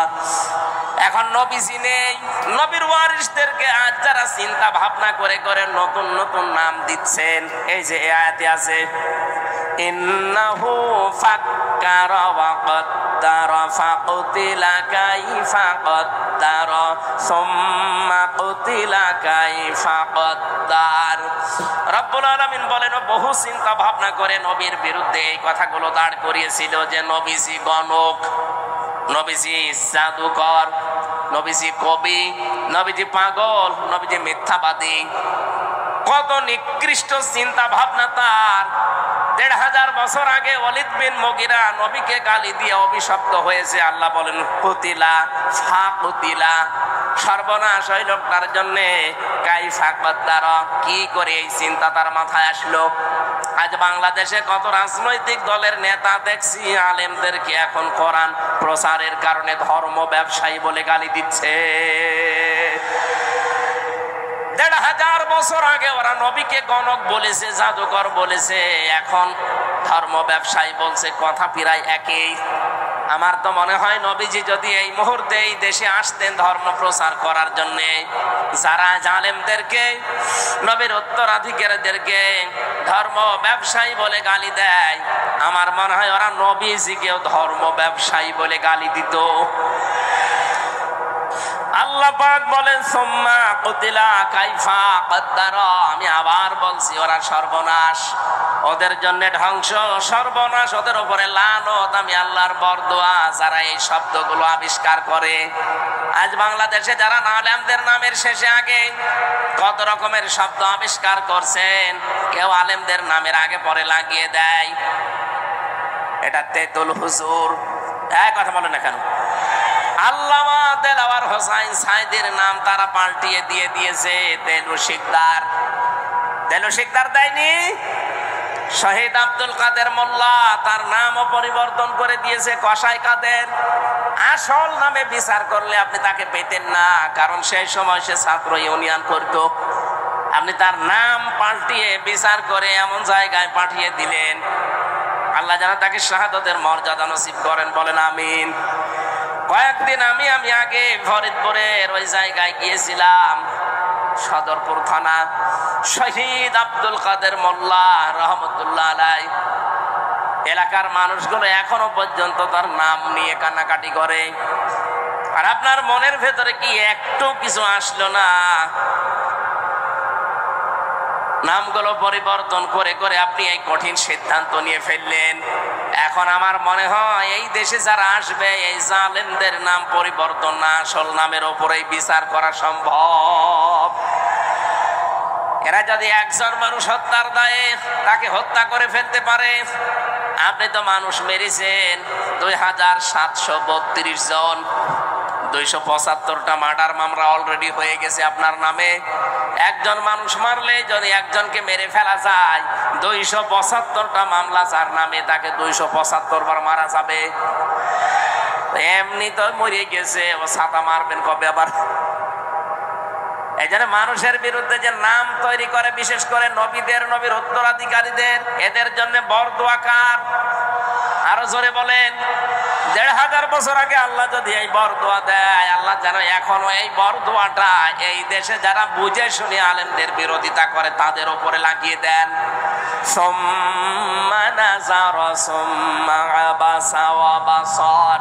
আল্লাহ পাক বলেন একবার কিন্তু তাকিয়েছিলেন নবীর দিকে। আল্লাহর নবী যখন কোরআনে কারীম প্রচার করার জন্য হজের ওই মৌসুমে বিভিন্ন তাঁবুতে তাঁবুতে তাঁবুতে যেতেন, হাজীদেরকে বলতেন যে এক আল্লাহর প্রতি ঈমান আনো, মূর্তি পূজা, দুর্গা পূজা ছেড়ে দাও। তখন ওই লোকটা নবীর পেছনে গিয়ে নবীর দিকে তাকিয়ে বহু বঞ্চিত করত এবং নবী থেকে নিবৃত্ত করার চেষ্টা করত মানুষদেরকে। ওই যে 5টা নাম বললাম, এগুলো একটা একটা করে সব অ্যাপ্লাই করেছিল, কিন্তু একটা কাজে লাগে নাই। আল্লাহর নবী মুহাম্মদুর রাসূলুল্লাহ এই যে কম্বল দিয়ে যখন তিনি আবৃত ছিলেন, তাকে ঢেকে দেওয়া ছিল, নবী যে এখান থেকে কম্বলের ভেতরে তিনি কাঁপছিলেন। আল্লাহ আয়াতগুলো নাযিল করে জানালেন, ইয়া আইয়ুহাল মুদ্দাসসির, হে কম্বলওয়ালা, কাঁপার জন্য আপনাকে আমি পাঠাইনি। ওম, দাঁড়ান, ফাংজির, মানুষকে সতর্ক করেন। অরব্বাকা ফাকাব্বির, আপনার রবের বড়ত্বের কথাগুলো তুলে ধরেন। আমার তো মনে হয় আয়াতগুলোর কার্যকারিতা এখন বাংলাদেশে 100% দরকার। ওরা মানুষের তৈরি করা আইন কায়েম করতে গিয়ে যদি জান, মাল, ইজ্জত, আবরু, সময়, সম্পদ সব ব্যয় করতে পারে, আমরা আল্লাহর বিধান কায়েমের জন্য সময়, সম্পদ, আমাদের জীবন ব্যয় করব, এতে ঠেকা কিসের? কথা বলেন না কেন? যারা ভয় করার কথা বলা, যদি ভয় না পায়, আমাদের তো কোনো ভয় নেই। আমাদের চোখ বন্ধ হতে দেরি, আল্লাহর বানানো জান্নাত পেতে আমাদের দেরি হবে না। এতে যে যাই আপনাকে বলুক না কেন, সব মিথ্যা কথা। আপনি দিন কায়েমের জন্য শুধু কাজ করে যাবেন, মরতে দেরি হবে, আমার আল্লাহ আপনাকে জান্নাত দিতে দেরি করবে না। সূরা সফের 10, 11, 12 নম্বর আয়াতে এই তথ্যগুলো আছে, আপনি দেখে নেবেন।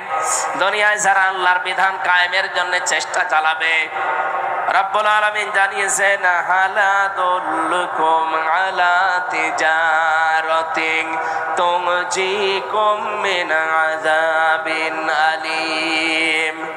হে নবী, আপনাকে কি আমি এমন একটা ব্যবসার কথা বলবো যেটা করলে জাহান্নামের আগুন থেকে আপনি বেঁচে যাবেন? তুমিনুনা বিল্লাহি ওয়া রাসূলিহি ওয়া তুজাহিদুনা ফি সাবিলিল্লাহ বিআমওয়ালিকুম ওয়া আনফুসিকুম যালিকুম খায়রুল লাকুম ইন কুনতুম তা'লামুন। বলেন আমিন।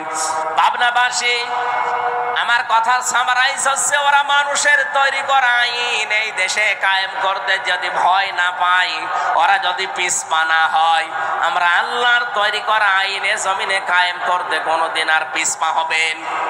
যে যেখান থেকে আসেন আপনার ওই জায়গা থেকে আপনি চেষ্টা চালাবেন। দিন যদি কায়েম হয় তো ভালো, যদি কায়েম না হয় আপনার কোনো অসুবিধা নেই। আপনার বেতন ঠিক বিকাল 5টা জীবনের শেষ দিনে আপনি পেয়ে যাবেন। বলেন সুবহানাল্লাহ। বিশ্বনবীকে আল্লাহ জানিয়েছেন সিয়াবাকা ফাতাহির, আপনার পোশাক পবিত্র করেন। এখানে পোশাক পবিত্রের ব্যাখ্যা আমি পেয়েছি 3টা। 1 নম্বরে আপনি যেন কোনো নাপাক পোশাক পরবেন না। 2 নম্বরে কোনো হারাম উপার্জনের টাকা দিয়ে পোশাক কিনবেন না। 3 নম্বরে আপনার পোশাককে যেন আপনি 8-60 ছোট খাটো এরকম পরবেন না। আপনার পোশাক হবে ঢিলা ঢালা। আপনার পোশাক যেন আবার টাকনোর নিচে চলে না যায়। প্যান্ট পায়জামা লুঙ্গি যাই পরেন না কেন এটা যেন টাকনোর নিচে না যায়। এইটাও এই আয়াতের ব্যাখ্যা। আর রজিসা ফাহাজুর, হ্যাঁ নবী আপনি অপবিত্রতা থেকে বেঁচে থাকবেন। এখানে অপবিত্রতা বলতে মূর্তি পূজা বোঝানো হয়েছে। পৃথিবীতে যদিও আমরা মূর্তি পূজা মুসলমানেরা করি না, কিন্তু দরগা পূজা আমাদের দেশে আছে। আমাদের দেশে পীর পূজা আছে, মাজার পূজা আছে, মানুষ পূজা আছে, মানুষের ছবি পূজা করা আছে। কথা বলেন ঠিক কিনা? আমরা এই জিনিস থেকে মুক্ত থাকবো আজকে থেকে। ওয়ালা তামনুন তাস্তাকসির, বেশি পাওয়ার জন্য মানুষকে দান করবেন না। ওয়ালি রাব্বিকা ফাসবির, ইসলামের উপরে চলতে গিয়ে, ইসলাম প্রচার করতে গিয়ে, ইসলামের উপরে টিকে থাকতে গিয়ে বিপদ আপদ মুসিবত আসবে, আপনি ধৈর্য ধারণ করবেন। এই 7টা আয়াত আমার আল্লাহ নাযিল করেছিলেন এই ওলীদ ইবনে মুগীরার কথার জবাব দেওয়ার জন্য। পরবর্তীতে কিয়ামতের কিছু ভয়াবহ চিত্র আমার আল্লাহ নিয়ে আসলেন তার জীবন সম্পর্কে। ফাইযা নুকিরা ফিন নাকুর ফাযালিকা ইয়াউমাইযিন ইয়াউমুন আসির আলাল কাফিরিনা গায়রু ইয়াসির। রব্বুল আলামিন বলেন সেদিনটা বড় কঠিন হবে যখন সিংহায় ফুৎকার দেওয়া হবে। এদিনটা এত ভয়াবহ, এত কঠিন অবস্থা। আপনারা 2 জনের কথায় হালকা টাচ পেয়েছিলেন। কিয়ামতের ময়দানে সূর্যটা আসবে মাত্র আধা হাত উপরে, 12টা মুখ দিয়ে তাপ দিতে থাকবে। গুনাহগার মুজরিম পাপিষ্ঠ যারা, তাদের মাথার মগজগুলো টকবক করে পড়তে থাকবে। আল্লাহ রাব্বুল আলামিন বলেন ওই কঠিন দিনকে একটু স্মরণ করো। হে নবী, এই মানুষগুলো তো এই কঠিন দিন বিশ্বাস করতে চায় না। আপনি আমার উপরে ওদের ভার ছেড়ে দেন। যারনি ওমান খালাকতু ওয়াহিদা, যারনি আমাকে ছেড়ে দেন এবং তাকেও ছেড়ে দেন। খালাকতু ওয়াহিদা, যাকে আমি স্পেশাল ভাবে বানিয়েছি। এই ওলীদ ইবনে মুগীরার কোনো নাম ছিল না, গন্ধ ছিল না, পরিচয় ছিল না। আমি আল্লাহ নিজে তাকে এত সুন্দর করে আকৃতি দিলাম, পৃথিবীতে আনলাম, ধন সম্পদের মালিক বানালাম। ওয়াজআলতু লাহু মালাম মামদুদা। তাফসীরে ইবনে কাসির বলেন তাকে আল্লাহ এত বেশি দীর্ঘ সম্পদের মালিক বানিয়েছিলেন। ধন সম্পদ, টাকা পয়সা, ছেলে মেয়ে, চাকর বাকর, বাড়ির কাজের লোক সব ছিল তার। অবানিনা শুহুদা, তার সন্তানাদি এবং তার সঙ্গী আল্লাহ ভরপুর করে দিয়েছিলেন। আমাহাতুলাহু তামহিদা, তাকে ভোগের সামগ্রী পর্যন্ত ভরপুর আল্লাহ দিয়েছিলেন। ভোগ করতে যা লাগে সব আল্লাহ তার আয়ত্তে এনে দিয়েছিলেন। সুম্মা ইয়াতমাউ আন আযীদা, কিন্তু তার পেট ভরেনি। যত দিয়েছি ও আরো চেয়েছে। এই স্বভাব এখনো আমাদের অনেকের ভেতরে আছে না নেই? কথা বলেন না কেন? অনেক আলেমের ভেতরে, অনেক পীরের ভেতরে, অনেক ইমামের ভেতরে, অনেক মুসলমানের ভেতরে এই স্বভাবটা এখন বিদ্যময়, একেবারে বিধিবদ্ধ হয়ে গেছে। যত আছে আরো তত চাই। ইত্তাবিউ মাল্লা ইয়াসালুকুম আজরা ওয়া হুম মুহতাদুন। রব্বুল আলামিন বলেন, অনুসরণ করবা দুনিয়ার মানুষেরা তাদেরকে যারা মানুষকে আল্লাহর দিকে ডাকে কিন্তু পারিশ্রমিক চায় না। 2 নম্বরে তারা নিজেরাও হেদায়েতের উপরে আছে। বাংলাদেশে এই 2টা গুণ বিশিষ্ট যারা আছে তাদেরকে অনুসরণ করার কথা জানিয়েছেন কে? আমরা আজ একদলকে দেখতে পাই, তারা নিঃস্বার্থভাবে আল্লাহর দিকে মানুষকে ডাকে কিন্তু তারা হেদায়েতের উপরে নেই। সুতরাং নবীর এই কোরআনের আয়াত অনুযায়ী, আল্লাহর কোরআনের আয়াত অনুযায়ী ওই মানুষগুলোকে অনুসরণ করা লাগবে যারা নিঃস্বার্থভাবে আল্লাহর কোরআনের প্রচার মানুষের ভেতরে করবে এবং নিজেও হেদায়েতের উপরে থাকবে। আমরা বাংলাদেশে অনেকগুলো মানুষকে পেয়েছিলাম, তার ভেতরে এখানে যিনি কথা বলতেন আল্লামা সাঈদী রহমতুল্লাহ আলাইহি। কথা বলেন ঠিক কিনা? তার ইখলাসের কারণে, তার ভেতরে যে আল্লাহর প্রতি তাওয়াক্কুল ভরসা ছিল, তিনি যে উজরত ছাড়া আল্লাহর কোরআনে কারীমকে প্রচার করতেন, এই জন্য আল্লাহ তাকে আজ পর্যন্ত চিরন্তন করে রেখে দিয়েছে। আমরা তাদের অনুসরণ করতে চাই, আল্লাহ তৌফিক দেন, বলেন আমিন। আল্লাহ বলেন ওই লোকটাকে উদ্দেশ্য করে, জলিদ আরো চাও, আরো চাও।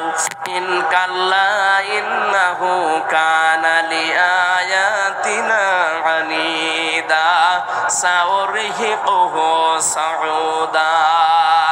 না, তোমাকে আমি আর আমার নিদর্শন, আমার টাকা পয়সা, আমার অর্থ সম্পদ, আমার প্রভাব প্রতিপত্তি, ধন দৌলত আমি আর দেব না, কারণ এগুলো পেয়ে তুমি আমি আল্লাহকে ভুলে উদ্যত প্রকাশ করেছো। সুতরাং আল্লাহর নিয়ামত পাওয়ার পরে যারা নিয়ামতের শুকরিয়া আদায় না করে আর উল্টা পাল্টা কাজে নিজের জীবনকে জড়িয়ে দেয়, আল্লাহ বলেন সাউরিহিকুহু সাউদা, অতি শীঘ্রই আমি আল্লাহ তাকে সাউদ, এটা জাহান্নামের একটা পাহাড়ের নাম। তার মানে দুনিয়ায় যদি আল্লাহ বিপদে তাকে নাও ফেলে, মরণের পরে মহা বিপদ এসে পড়বে। যারা সম্পদের সুষ্ঠু বন্টন করতে চায় না, যারা কোরআনকে আল্লাহর বাণী হিসাবে বিশ্বাস করে না, মানে না, কোরআনওয়ালা মানুষদেরকে যারা কষ্টের ভেতরে ফেলতে চায়, আল্লাহ আমাদের এই মানুষ থেকে হেফাজত করুন, বলেন আমিন। রব্বুল আলামিন এরপরে জানিয়েছেন, সুম্মা আদবারা ওয়াস্তাকবারা ফাকালা ইন হাযা ইল্লা সিহরুন ইউসার ইন হাযা ইল্লা কাওলুল বাশার সাউসলিহি সাকার ওয়া মা আদরাকা মা সাকার লা তুবকি ওয়া লা তাদার লাওয়াহাতুল লিল বাশার আলাইহা 19। ও বাংলার মানুষেরা, কোরআনের বক্তব্যগুলো সহজ সরল ভাষায় দেওয়ার পরে যাদের বিশ্বাস হয় না, যারা উল্টা দিকে মন নিয়ে চলে যান, তাদের সম্পর্কে আয়াতগুলো রব্বুল আলামিন বলেন এই লোকটা এতবার করে, মুখ ফিরিয়ে নেয়, অহংকার করে চলে যায়, যা বলে বলুক, এরকম বহু কথা শুনেছি না। এই কথা যদি কেউ মনে করে এ কোরআন মানুষের তৈরি করা, মানুষ বানিয়েছে এটা, রব্বুল আলামিন বলেন এই মানুষগুলোকে অতি শীঘ্রই আমি সাকারে দেব। তার মানে শুধু মরতে দেরি হবে, সাকারে আল্লাহ ফেলে দেবে, মরণের আগেও তাদের জীবনটা সাকারময় করে দেবে, বলেন নাউজুবিল্লাহ। ওমা আদরাকা মা সাকার, আপনি জানেন এটা কি? জাহান্নামের একটা দরজার নাম। কি আছে এই দরজা দিয়ে প্রবেশ করলে? আল্লাহ পাক বলেন লা তুবকি ওয়া লা তাদার, আস্ত ছেড়ে দেবে না, বাকিও রাখবে না, একেবারে আস্তও ছেড়ে দেবে না, বাকিও রাখবে না। লাওয়াহাতুল লিল বাশার, এই দরজা দিয়ে যারাই প্রবেশ করবে আল্লাহ আগে তাদের চামড়া খসিয়ে নেবে। বাংলার মুসলমানেরা কত ভয়ঙ্কর একটা ঘর আল্লাহ বানিয়েছে। যারা সত্যকে সত্য জানার পরে অহংকার করে মুখ ফিরিয়ে চলে যান তাদের জন্য। আর বাংলাদেশে এই রোগের রোগী বেশি, কারণ এত তাফসির মাহফিল পৃথিবীর কোন দেশে হয় না। কোরআন দিয়ে মানুষকে ডাকা এই বাংলাদেশের মতো কোন দেশে আমি পাইনি।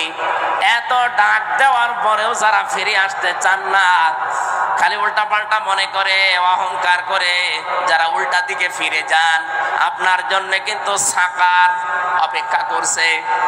এর বর্ণনা আল্লাহ নিজে দিয়েছেন, কাল্লা, কখনোই না, সাকারে তোরে প্রবেশ করাবো। এটা এমন একটা ভয়ঙ্কর জায়গা, ঘরে ঢুকলে আগে চামড়া খুশি যাবে। ইন্না শাজারাতাজ যাক্কুম তাআমুল আসিম কাল মুহলি ইয়াগলি ফিল বুতুনি কাগলিল হামিম খুযুহু ফা'তিলুহু ইলা সাওয়াইল জাহিম সুম্মা সাব্বু ফাওকা রাসিহি মিন আযাবিল হামিম যুক ইন্নাকা আনতাল আজিজুল কারীম ইন্না হাযা মা কুনতুম বিহি তামতারুন। বলেন আল্লাহু আকবার। রব্বুল আলামিন এমন একটা চিত্র এখানে চিত্রায়িত করেছেন যে জাহান্নামের ভেতরে এই সাকারে যারা পড়বে তাদেরকে যাক্কুম ফল আমি খেতে দেব। খোদার যন্ত্রণায় যখন তারা দুই হাত দিয়ে যাক্কুম গাছের ফল পেটের ভেতরে দেবে, গলার ভেতরে যাওয়ার পরে সামনেও আসবে না, ভেতরেও যাবে না, মাঝখানে থাকবে। এটা ছড়ানোর জন্য তারা জাহান্নামের ফেরেশতাদের কাছে বলবে পানি দেন। তাদের নিজেদের রক্ত আর পুষ গরম করে যখন তাদের সামনে ধরা হবে, মুফাসসির জানিয়েছেন এটা যখন এই চোয়ালের কাছে আসবে এত গরম হবে, এই নিজের ঠোঁটের মাংসগুলো সব খসে পড়ে ওই পাতিলার ভেতরে পড়বে।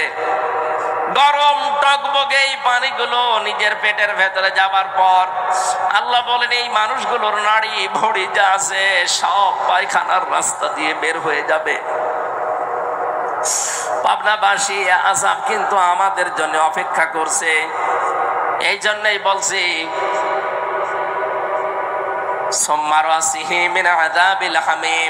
মাথার উপরে যখন গরম তেল ঢেলবে, গরম পানি ঢালা হবে, ফেরেশতারা যখন টিটকারি মারবে আমাদের সাথে, যুক মজা সাকো ইন্নাকা আনতাল আজিজুল কারীম। তুমি তো দুনিয়াতে বড় সম্মানিত ছিলে, মানুষ তোমাকে দেখলে চেয়ার ছেড়ে দিত, মানুষ তো আর বুঝতো না তুমি কয় নাম্বার। তোমার আমল, তোমার আখলাক ওরা বুঝতো না। তোমার দিনের কাজ একরকম, রাতের কাজ আর এক রকম। এরকম মানুষ দেশে নেই, আছে মানে আমরাই। আমাদের চেহারা দেখে উপরের কাজ বেশ ভালোই লাগে, ভেতরে ভেতরে লোকটা এত নিচে নেমে গেছে, শয়তানও অত নিচে নামে না। এখানে যাদের মোবাইল আছে, ফোন আছে, ফ্যাক্স আছে, বাড়িতে কম্পিউটার আছে, এই মানুষগুলোর জীবনে এত নিকৃষ্ট গুনাহগুলো এরা করে, শয়তানের ধোঁকায় পড়ে যে শয়তানও অত নিচে নামে না। এই কথা বলেন না কেন? যাদের মোবাইলে আকাশ সংস্কৃতির মাধ্যমে, ইন্টারনেটের মাধ্যমে এমন এমন জিনিস নামান যেগুলো মা আর ছেলে এক জায়গায় বসে দেখা যায় না, স্বামী স্ত্রী পর্যন্ত এক জায়গায় বসে দেখবে তাও লজ্জা পায়, এমন কোন দৃশ্য যাদের মোবাইলে নামানো আছে এই মুহূর্তে ডিলিট করা লাগবে। নয়তো ফেরেশতারা আযাব দিতে দিতে এই শব্দটা বলবে, যুক ইন্নাকা আনতাল আজিজুল কারীম। বড় সম্মানিত ছিল দুনিয়ায়, আজ মজা নাও। আজ তো এখানে মাত্র 20,000 50,000 মানুষ নাই আমরা হব। এখানে যদি আল্লাহ এরকম অপমান করে, আপনি অপমানেই মরে যাবেন। কিয়ামতে কোটি কোটি মানুষ থাকবে, একটা বারের জন্য ভাবেন কোটি কোটি মানুষ থাকবে। এতগুলো মানুষের সামনে আমাকে ধরে আল্লাহ অপমান করবে যে দুনিয়ায় তোকে কেউ টের পায়নি, আজকে আমি সব ওপেন করে দেব। তোর মোবাইলে কি থাকতো আজকে আমি সব দেখাবো। বাংলার যুবক সন্তানেরা যারা মোবাইলে এমন দৃশ্য রাখেন, এখনই যদি আপনি মারা যান, আপনার এই মোবাইলটা আপনার বোন ব্যবহার করবে, এই মোবাইলটা আপনার মা ব্যবহার করবে, এই মোবাইলটা আপনার বাবা ব্যবহার করবে। কথা বলেন না কেন? বলেন তো আপনার কি মনে হয় যে মোবাইলটা রেখে গেলেন, যার ভেতরে অর্ধ উলঙ্গ উলঙ্গ ছবি রেখে দিয়েছেন, এমন এমন নাম্বার রেখে দিয়েছেন বিবাহিত মেয়েদের নাম্বার, পাশের বাড়ির প্রতিবেশীর স্ত্রীর নাম্বার, ভাবির নাম্বার সেভ করে ওলট পালট গল্প করেন যারা, এই মোবাইলটা কিন্তু আপনার বাবা ব্যবহার করলে সব দেখবে। আপনি তো মরে গেলেন। এটা যদি সত্যি আপনার বাবা ব্যবহার করে, আর যদি ওই দৃশ্যগুলো মোবাইলের ভেতরে পায়, তো কি ধারণা করবে আপনার প্রতি আপনার বাবা বলেন? সুতরাং এই মুহূর্তে আপনার মরণের তো কোনো গ্যারান্টি নেই। বাড়ি যেতে পারবেন, গ্যারান্টি আছে? বলেন বলেন। কোনো গ্যারান্টি নেই। এই মুহূর্তে ডিলিট করা লাগবে। যেটা নিজে দেখলে ভালো লাগে, আবু তালেব সাহেব দেখলে আপনি লজ্জা পান, আপনি শরম পান, এরকম কোন দৃশ্য থাকলে আল্লাহর ভয়ে এই মুহূর্তে ডিলিট করা লাগবে। কারা কারা করবেন হাত তোলেন তো। কি আছে মোবাইলে দেখি, এদিকে আসেন। না, আমি হাসির খোরাকি দেওয়ার জন্য বলি নাই। হাজারো মানুষের এরকম চরিত্রের অবক্ষয় কিন্তু আরম্ভ করে ফেলেছে শয়তান। কথা বলেন না কেন? আল্লাহ কিয়ামতের কঠিন ময়দানে আমরা যেন ধরা খেয়ে না যাই। সকলে বলেন আমিন। রব্বুল আলামিন বলেন, এই ঘরে সাকারে প্রবেশ করাতে দেরি হবে, তোর চামড়া খসে যেতে কিন্তু দেরি হবে না। চিন্তা করেন তো কি ভয়ঙ্কর ঘর। আমরা রিমান্ডে ঘরের নাম শুনি। আমি যে রিমান্ডে ছিলাম মাটির নিচে, হ্যাঁ ওটা ভয়ঙ্কর ঘর। ওখানে গেলে যে নখ তুলে নাই কি করে আমি দেখেছি। আমার সামনে অনেকের নখ তুলে নিয়েছে, হাতের পায়ের, কিন্তু পুরা শরীরের চামড়া কাউকে আমি একবারে খসাতে দেখিনি। চামড়া খসিয়েছে হয়তো হাতের তালুর চামড়া। এখান থেকে আস্তে করে ব্লেড দিয়ে কেটে আপনি চামড়া ধরে যদি মাথা ধরে টান দেন, দেখবেন পুরাটা চলে আসবে। আমি নিজে দেখেছি একজনের চট্টগ্রামে বাড়িয়ে ছেলেটার আমার সামনে দিয়ে নিয়ে গেল। কিছুক্ষণ পরে দেখি কাঁদতে কাঁদতে আসছে। জিজ্ঞাসা করলাম, ভাই কি অবস্থা? বলে, এই দেখেন আমার হাতের আঙ্গুল নেই, নখগুলো সব ওরা প্লাস দিয়ে তুলে ফেলেছে, আর হাতের এই চামড়া এখানে আস্তে করে ব্লেড দিয়ে কেটে দেওয়ার পরে রক্ত ফিনকি দিয়ে বের হয়। কি যেন ঔষধ আছে, এখানে দিলে রক্ত বন্ধ হয়ে যায়। তখন এই মাথা যে চামড়া বেরিয়ে আসে, ওই চামড়াটা একটা মেশিন ধরে টান দেয়, পুরা চামড়া চলে আসে। আল্লাহ যে লাব্বাহাতুল বাশার দিয়েছেন, রব্বুল আলামিন বলেন মানুষের চামড়া তোলা হবে এই ঘরের ভেতরে। এর তো মাত্র হাতের তালুর চামড়া তুলেছে। জাহান্নামে শুধু এই ঘরে সাকারে ঢুকবেন, পুরা চামড়া একবারে আল্লাহ তুলে ফেলবে। রিমান্ডে এর অত্যাচার, এর চিৎকার দেখে আমারই কান্না চলে আসতো। কিয়ামতের ওই কঠিন সাকারে আল্লাহ পুরা চামড়া যখন তুলবে, বলেন তো কি চিৎকার করবে লোকটা? কে করবে? আমরাই। কারণ আমরা কে সত্যকে সত্য জানার পরে, এই যে সুম্মাদ বারা ওয়াস্তাকবারা, যারা সত্যকে সত্য জানার পরে অহংকার করে মুখ ফিরিয়ে চলে যান, ওরকম বলেই থাকে। আপনার জন্য এই শাস্তি। আর আমি দেখতে পাচ্ছি বাংলাদেশে এই শাস্তিটা বেশি হবে। কথা বলেন না কেন? এই দেশে এই শাস্তিটা বেশি হবে। চোখে আঙ্গুল দিয়ে হক পথ আপনাদের দেখিয়ে দেয়। আপনার যদি বিশ্বাস না হয়, এখানে যারা আলেম আছে এদেরকে জিজ্ঞাসা করেন। কোরআনে কারীম জানিয়েছে, ওয়ালাম্মা রাআল মুমিনুন আল আহজাব ক্বালু হাযা মা ওয়া'আদানাল্লাহু ওয়া রাসূলুহু ওয়া সাদাকাল্লাহু ওয়া রাসূলুহু ওয়া মা যাদাহুম ইল্লা ঈমানা ওয়া তাসলিমা। সূরা আহজাব 21 নম্বর পারা 19 নম্বর পৃষ্ঠা 13 নম্বর লাইনের 22 নম্বর আয়াতে আছে। তাফসিরে যে কোনটা দেখবেন এটা পাবেন। নবীজিকে আল্লাহ জানিয়েছেন, হে নবী আপনি হক দল খুঁজে পান না। পৃথিবীতে হক দল ওইটা যাদেরকে দেখে অন্য আল্লাহ বিরোধী যারা, তারা তেড়ে তেড়ে মারতে আসে। বাংলাদেশে কত দল আজ ইসলামের কাজ করছে, দেখেন তো কোন দলের উপরে বাতিলের টার্গেট নেই, শুধু একটা দলকে ওরা দাবিয়ে রাখতে চায়। আপনি হক দল খুঁজে পান না মানে এই আয়াতের তাফসীর পড়বেন, দেখবেন এই দেশে হক আপনি যদি চিনতে নাও পারেন, বাতিলরা কিন্তু চিনে ফেলেছে। ওরা জানে যে এই দেশে আল্লাহর কোরআন কায়েম করতে চায় কারা। ওরা এটাও বিশ্বাস করে যে কোনোদিন তাহেরির দ্বারা এদেশে কোরআন কায়েম হবে না। ওরা বিশ্বাস করে নজিবুল বছর মজভণ্ডরের দ্বারা জীবনেও কোরআন দেশে কায়েম হবে না। ওরা বিশ্বাস করে আট রশির দ্বারা দেশে কোরআন কোনোদিন কায়েম হবে না। ওরা বিশ্বাস করে ফেলেছে কোরআন কায়েম হতে হলে একামতে দিনের কর্মীদের দ্বারা হবে। সবার টার্গেট এখন ঠেকাও, একামতে দিনকে ঠেকাও। আল্লাহ বলেন না, এদেরকে ঠেকাতে কেউ পারবে না।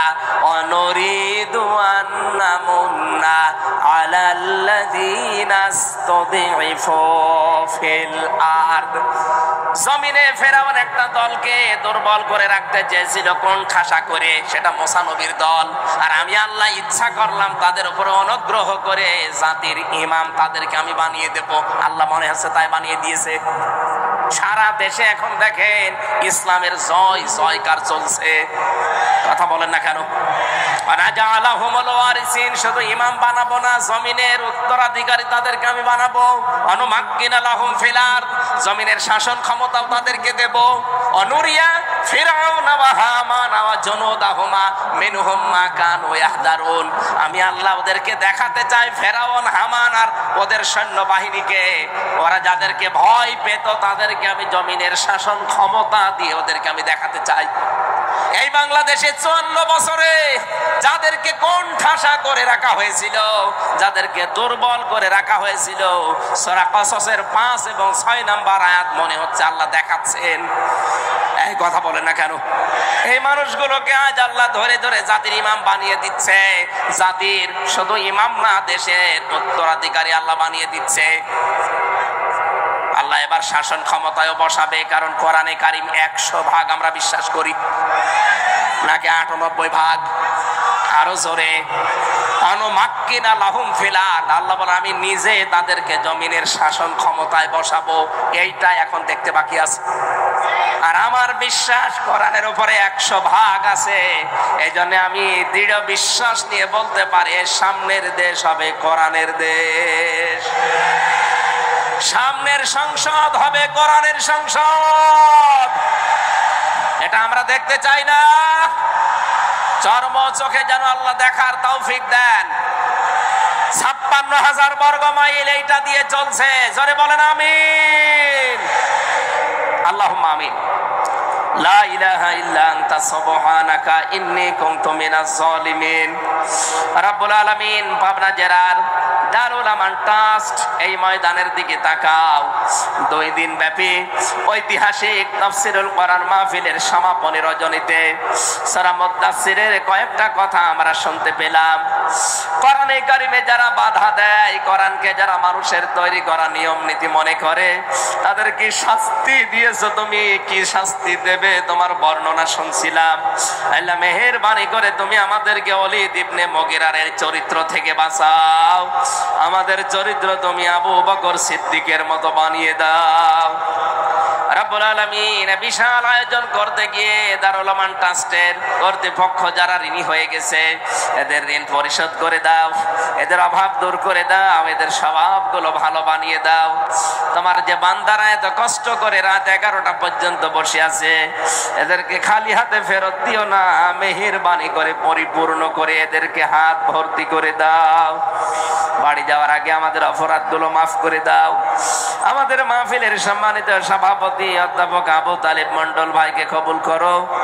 আল্লাহ তাআলা যত অতিথি এখানে এসেছিলেন, অধ্যাপক মিয়া গোলাম পরওয়ার, মাওলানা রফিকুল ইসলাম খান সহ মাওলানা আব্দুর রহিম, মাওলানা আব্দুর রউফ, আব্দুল গফফার, মাওলানা আব্দুস সুবহান, ইকবাল হোসাইন সহ নাম না জানা অতিথি যত এসেছে, অতিথিদেরকে তুমি মেহেরবানি করে মঞ্জুর করো।